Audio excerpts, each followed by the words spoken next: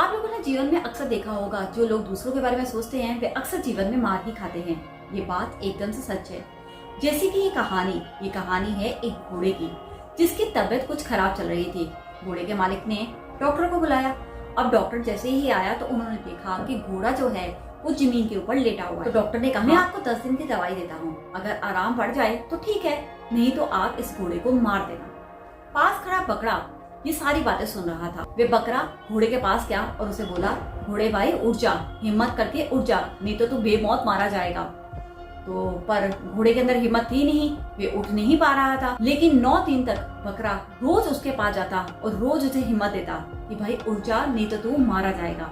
लेकिन वे घोड़ा कहाँ उठ पा रहा था, उसके अंदर हिम्मत थी ही नहीं। अब क्या हुआ, 10वें दिन घोड़े का मालिक जो था वो एक दुकानदार के पास जहर लेने के लिए चला गया।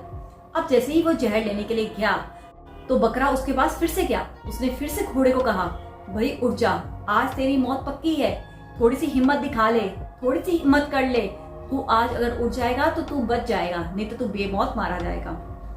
तो घोड़े के अंदर थोड़ा सा हौसला आया, उसने धीरे धीरे करके हिम्मत जुटाई और वो धीरे धीरे खड़ा हो गया। लेकिन जैसे ही घोड़े का मालिक वापस फार्म में आया तो उसने देखा कि उसका घोड़ा खड़ा हो चुका है और वो थोड़ा थोड़ा चल भी रहा है। अब उसकी खुशी का ठिकाना नहीं रहा कि उसका घोड़ा जो है वो ठीक होना शुरू हो गया। अब उसके मालिक ने सबको, दोस्तों को अपने बुलाया और कहा, आज तो बकरे की दावत पक्की है। यानी जिस बकरे ने उसे हिम्मत दी, हौसला दिया, खड़ा किया, वही उसके ठीक होने के बाद हलाल होने के लिए चला गया। अब ये कहानी हमें ये बताती है कि हमेशा दूसरों के बारे में ही मत सोचो, अपने बारे में भी सोचो।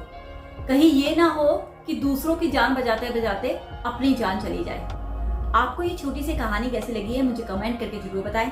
अगर अच्छी लगी है तो इसे लाइक और शेयर करके मेरे चैनल को सब्सक्राइब भी कर लीजिए।